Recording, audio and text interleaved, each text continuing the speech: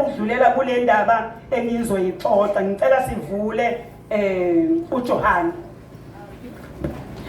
ngoba siyibandla likaNkulunkulu. Uma sesiphelele kanje bazalwane kudinga nazi sazi nesivela le kwenziwani la.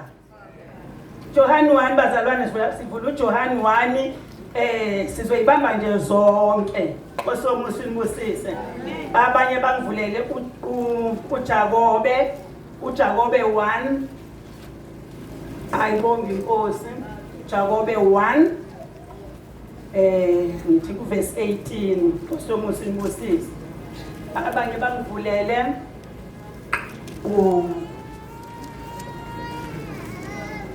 soqala ngoJohane bazalwane. Ngingithethelele kodwa bekufanele idlulele engifuna ukuyisho bengidlula ngikule ubazalwane ngoba inkonzo yethu bathandeka. Sivona uJohane 1 siqala ukufunda lapha ku verse 12 khona sizoshesha. Ngifuna nje ukukhuluma ngokuthi singobani la ngoba ngangasho ilanga abantu abadala bangena ezulwini. Akukho nje umuntu omdala bamala kuyongena ezulwini. Akekho ezulwini kuyongena abantwana. Haleluya. Ngeke nje ngoba ngithi sengimdala yabo mangifika lapha kwamafeza kunendawo noma ngifika manje sengiyisinya uvulelwa mina kuthiwe vulela ugogo kodwa ezulwini akukho vulela gogo. Ezulwini njengoba ngugogo nje kudingeka abantwana ezulwini bantu. Yabo nje makuthiwa kudingeka abantwana le ayishiwo yimina kodwa kushizwe yenkosi. Ngicela sifunde bathandekayo u12 uJohane siqale ku verse 12.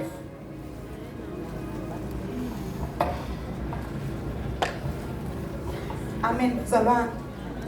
NgokaJohane 1 iverse 12 isihloko sifundeka kanje: ubuNkulunkulu nomuntu nomsebenzi kaJesu Kristu. Kepha bonke abamamukelayo wabapha amandla okuba babe ngabantwana bakaNkulunkulu, labo abakholwa egameni lakhe. Ayibonge inkosi. Bonke abamamukelayo baphiwa ini? Amandla. Obani lapho? Amen. Qhubeka siwe kuthiwa abanjani ke lapha? Abanga 13. Abangazalwanga ngagazi namantando yenyama nantando yendoda, kodwa bazalwa nguNkulunkulu. Kodwa abazalwanga intando yenyama nentando yendoda. Ngibingelela uBishop wami bazalwane. Mamntobela ngiyakubingelela sithando sami. Abangazalwanga intando kodwa bezelwe uThixo. uThixo bazalwane akakazi abe nonkosikazi. Akakazi ashadele uNkulunkulu akashadelwanga. Ngamanye amazwi uThixo akazali njengoba kuzalwa wena nami. Akazali kanjalo. Kodwa ukuthiwa bazalwa uThixo abazalwanga njengami. Baphila labo bangazalwanga njengami nawe kuthiwa ibona abaphiwani amandla. Ake sibuyeleni la. Ngesikhathi uJesu ezalwa, uJesu angithi wayivese khona. uJesu uzalwa nje uvese unjani? Ukhona. Kwaseke kuyokhethwa untombi. Waseke uJesu wazalwa kanjani waphela lo owayemiselwe kuthiwa wafuna ukumlahla ngasese. Angithi ngoba babengakahlangani manje angeke atholakale intombi ingodosi isikhulelwe kodwa mina ngahlangananga nayo. Kuthiwa ke kwase eyatshelwa kuthiwa no ungamlahli ngoba lokho akhulelweyo kuyini bazalwane? Kungumoya. Ngithena ke uNkulunkulu akakaze abe nonkosikazi kodwa futhi uyazala. Ayibonge inkosi. Ngiyasaba ukuma la. Yazi musu isalika sabanjani ukuwo. Nkosi yomusa imbusisi. So uyazala uNkulunkulu. uJesu ke wazalwa ngomoya. Lokhu akukhulelwe kungumoya. Wazalwa ngomoya. Thanda ngase ngibuze kubazalwane ukuthi uMaria ngesikhathi esezala uJesu waqhubeka waba i-virgin noma waba kwenzekani? Waqhubeka waba i-virgin bamalapha kwenzekani? Waqhubeka waphinde waba yini? Ngoba indaba wayekhulele yayiyini? Kwakumoya. Nani nizelwe ngani? Ngomoya. Ngoba inkosi yenu yazalwa ngani? Ngomoya. Singabantwana bakaNkulunkulu abangazelwe ngenyama indoda nonkosikazi, kodwa sizelwe ngomoya. Le isibizela ukuthi kube yilo uzazi ukuthi mina izolo benginje, ingakhathi uPaul iyakhunyulwa ingube endala, sikhunyulwe into endala, sikhunyulwa osizele abazalwa bonke abakini, kuvela kudonse wena kulowa mnyango ubekwe ngala, basala abanye awukwazi ukwenza izinto ezenziwa ngale kulowa mnyango kanti usuzelwe ngala. Awuxabani nabangalena ngoba amasiko awasona isono kodwa wabantu. Wena udonsa uThixo ey'ntweni zabantu akubekwe kuye ukuze wenze into ezoshiwa uye. Njengo-Abraham wakhishwa ehlotsheni zakubo endlini kayise nasehlotsheni zabo, waze wabekwa kuThixo. U-Abraham enikeza isethembiso sokuyongena eKhenani, hayi ezulwini. Sokuyongena kubazalwane, hayi kuphi. Yithena-ke kwehlukene la kunomkhakha. uNkulunkulu bazalwane munye, kodwa uyena owahlukanisa ukukholwa. Ukukholwa kwehlukene kodwa kuvela kuThixo oyedwa. Mhlambe ngithi ukukholwa kunye kodwa kwehlukene, angisho njalo. Munye ukukholwa kodwa kunjani? Munye umzimba wami kodwa unamaphatha kanjani? Kunjalo. Kwabanye ngugogo, kwabanye ngusisi, kwabanye ngu-aunt, mina ngedwa. Ukukholwa kwenzelwa kanjalo. Uma ungayithathi lento uzokwenza lento athi show uma moderate kwasomusi uthi ingqondo yami ayithathi, uthe ubaba uma ingqondo yethu ingayithathi into kusho ukuthi ayiguquliwe njengoba esho uPaul ukuthi ayiguqulwe phela nengqondo. Iguqula ukuthi uhlole lezi zinto esizikhulumayo ngoba ziyembuka. Ayibongi Nkosi. So-ke abazalwa uThixo, sengithena-ke uThixo uyazala kodwa akazali njengoba kuzwele wena. Futhi ngeke kusisize bazalwane ukugxuma sigxumela siqede siyongena esihogweni. Ngeke uzokusisiza. Kuyadinga nje elanga sithi sehlele kuye uyifunde le ukuthi ithini into yokukholwa, ngoba asizalwanga ekukholwa, ngoba phela noma umuntu akazalwa yikholwa kodwa yena akakholwa kuze kudinga azamukhelele yena ukukholwa. Ngoba ukukholwa yilelo nalelo ndiya lidlupha kwayo. Siyadlula-ke bazalwane, siyakuJakobe khona engizohlala phansi. Ngiyacabanga ukuthi yena bengifuna nje ukucacisa lokuthi siyazalwa. Amen. Sizalwa ngomoya. Mhlawumbe izinto zethu mayiqhubeka siyoqonda ngelila ukuthi bazalwa kanjani abantu abadala. Sizalwa njengoba uNkulunkulu wazala uJesu. uJesu wayevele khona eyingcwethi yomsebenzi, kodwa uThixo waphinde futhi wamenza yena waba ingane yalapho abayingane yakhona. Kwenziwa amasiko, kwenziwa yonke into. uJesu wenzelwa yonke into. Waseyachaza uPaul wathi uma inkosi seyingane ayazi lutho, kudinga yenze le eshiwo abazali bayo kuze iyothatha isona isinqumo sekufike kuyona. Ayibongi Nkosi.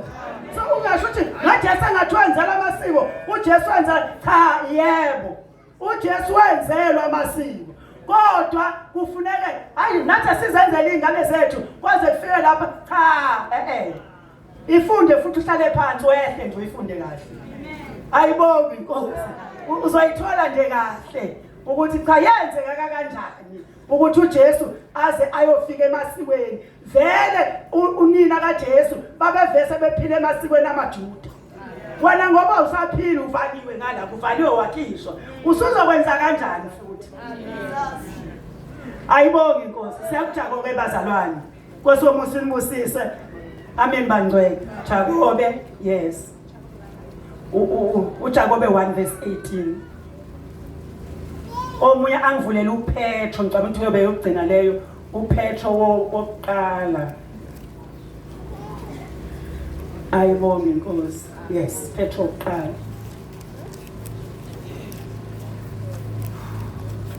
uJakobe 1 uvesi 18. Isihloko sifundeka kanje: ukuyala ngezilimi. 18. Ngokuthanda kwakhe wasizala ngezwi leqiniso. Ngokuthanda kwakhe akubanga intando kaBaba wami ukuthi ngizalwe, ngoba vele wayeseyintweni zakhe, ngoba sengishilo ngathi zikhona izinto zabantu. So ubaba wayeseyintweni, yaphinda futhi amasiko nje abantu, kukhona amasiko bazalwane awasona isono, kodwa kusho ukuthi mangaba amasiko angesona isono, wena usudonsiwe kuwona udinga uwenze ngoba kusona isono. Ayizinto zabantu, impilo yabantu nje amasiko. Bangizwa bangcwele, impilo yani engayezulu, impilo yabantu bazalwane igcina kubona, futhi nomvuzo wawo muyenza iyophuma kubantu, ayiphumi kuThixo. Uma ngabe kuthiwa kukhona izinto ezikhalelekayo emasikweni, akukhala uThixo, kusuke kukhala laba abakhalayo. uThixo ufuna umphefumulo wakho kuphela, akafuni ukuthi uyokwaba. Uyabona ukuthi umama akabanga, ngakho akaphelele la ekhaya. Awuphelele la ekhaya, kodwa umukhona egameni kaJesu uphelele kuye wakulandayo, ngoba uyena ophelelisayo, ngoba yena waphelela, akayenzanga into ewafu. Amen. Izinto abayikhalela kathiwa wabile, abantu abakhala ngithi sivela phansi. Abantu abaphansi abakhalalela umaba, abafuna umaba, uzokwabela abaphilayo nabafileyo. Akukhali ngithi-ke akukhali uThixo, kusuke kukhala abaphansi. So uNkulunkulu has nothing to do nobabo.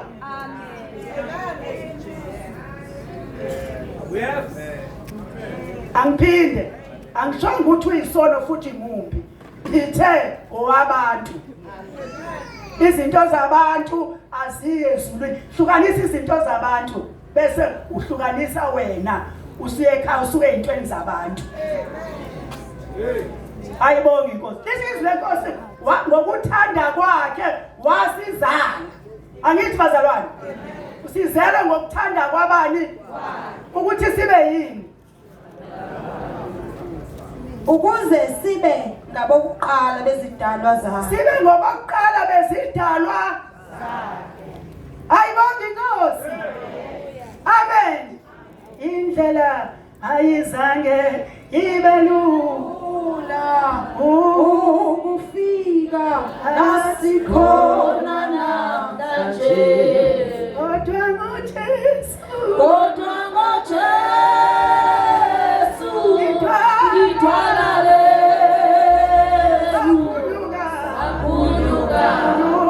maqhinga asathane. Siyaqhubeka bazalwane, akulula lento engikhuluma. Uyabona kukhona ukususa izono, kukhona ukususa amacala. Bacula abazalwane bathi izono namacala uThixo wathi nikela lakho ngoJesu ukuthi azosikhipha izono namacala. Amacala amanye awenziwanga wena, i-generation to generation unjena nje ubeletha izinto ezabelethwayo, kodwa ibonge Inkosi okwathiwa akekho ophinda athola isono somunye uma esefike kuye. Akekho ophinda alandela izono zoyise, kodwa uma esefike kubani? Ayibonge Inkosi. Umula ukubambe konke uzozelula. Ngaba ngibona ukuthi ezele mina. egqoke kahle hamba ngemoto efaka uthaya nebhizinisi kodwa zeli phethe neBhayibheli uyasika uzeliswa ukuthi akayazi noma iqiniso le noma akanalo iqiniso lela kade esho umama modala awunaso isiqiniseko sokuthi kahle kahle ungubani embusweni kaNkulunkulu awunayo nje ulokhu uqeqaqe kuthi noma abanye bayenza nje indaba ulokhu ubuka abanye awusibuki wena la ubize kanti sisibuka kuThixo ngokuthanda kwakhe wenzani bazalwane ngezwi lani sizela ngezwi sizela yini bazalwane asithuthuzeli futhi asithuthuzelisi ke ngithi ke noma ngadilika ingilosi ime la njengoba bekhuluma moderator ukuthi noma uma silidlile ngoba izwi liyadliwa ebese lisiza wena odlile awukwazi ukulikhipha lingakusizanga uyalidla la bese ngasembula futhi awukwazi ukulifunda njengenovel yazi iBhayibheli awulona incwadi ovela nje uyidumele uyifunda kodwa iBhayibheli bazalwane libe nalento ukhumbule vele uye kulona uNkulunkulu alembule uzothi kusho ukuthi nami sengizogula ayibona inkosi anengibangcene so sizela ngokuthanda kwabani singabantwana sinjani bazalwane singabantwana abantwana ababi ababhinqa idwaba abawenza amasiko ngisho abantwana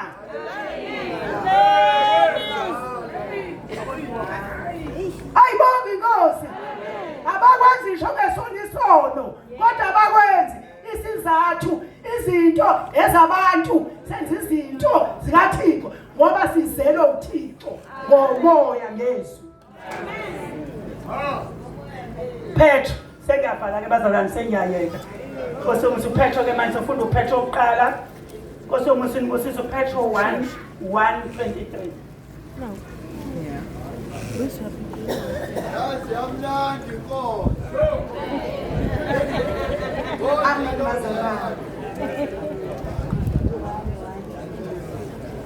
Petro 1:1-23 Isihloko sifundeka kanje. uPetro ukhuthaza abakholwayo ukuba behambe ngobungcwele. Sihambe ngani bazalwane? Sihambe ngobungcwele. Uyabona le nto ethi ngcwele. Abazalwane uyabona futhi nje ngcwele, ngcwele, ngcwele.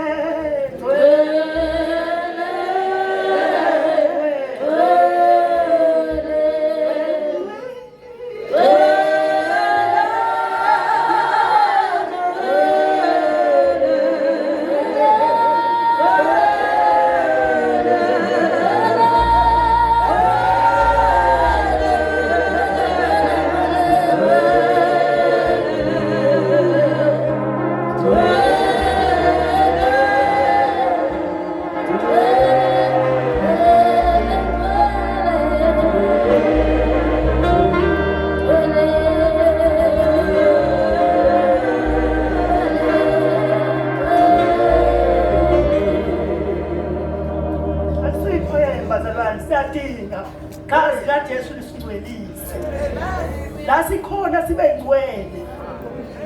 Kade nginala abazalwane kade ngihlezi lapha baba kulabazalwane balapha. Bahlala nabo phansi saxoxa kwabamnandi. Ngaphuza ijuice. Singabantwana sizelwe. Sizelwe kubantu abangakholwa kufanele bazi ukuthi sizelwe. Umndeni wami ngingazenza izinto zawo kodwa wazi ukuthi sizathu ukuthi ngiselwe. Ayibonge inkosi.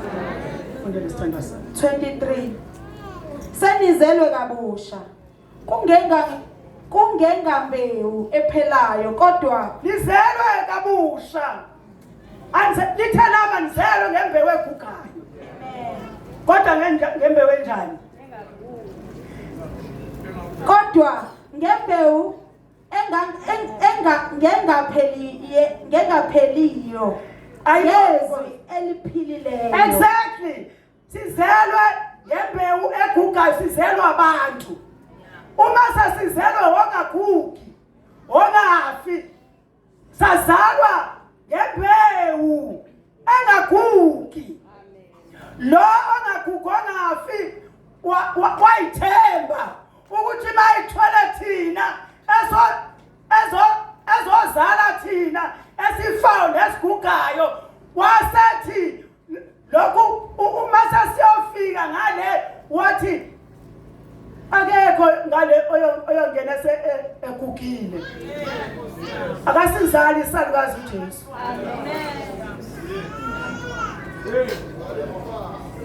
asali isalukazi la yakhona isalukazi sazala umacele noshani ugogo wamavuso ngiyazazi ukuthi izelwe ngomoya ngezi neqiniso wasizwa abazalwane uma sesikhaya ayinkosi abanjani abazovela ekhaya abazelwe abangazalwanga ngembewu egugayo ingqondo yethu imingathathi kusho ukuthi kuba nalento athi show ba moderators ukuthi ayithathi ingqondo ukuthi ungubani singobani embusweni kaNkulunkulu kanti singobani emhlabeni ayibonge inkosi bathandeka indaba yami ibilapho ukuthi asenzeni kanjalo sizazi ukuthi singobani amen ngoba kuningi ukukholwa okusemhlabeni nase iBhayibhelini lami futhi kukhona ku-right lokho kuseBhayibhelini masikufunda kuhlukana kahle othi ubusukubuka la ubusuyabona ayi ngeke icubekile le ndaba udinga ozwayihluza njengoba uNkulunkulu wayihluza wathi wena Moses uzophatha umthetho kuzodilika ozomela iqiniso nomusa igama lalowo kuzoba ubani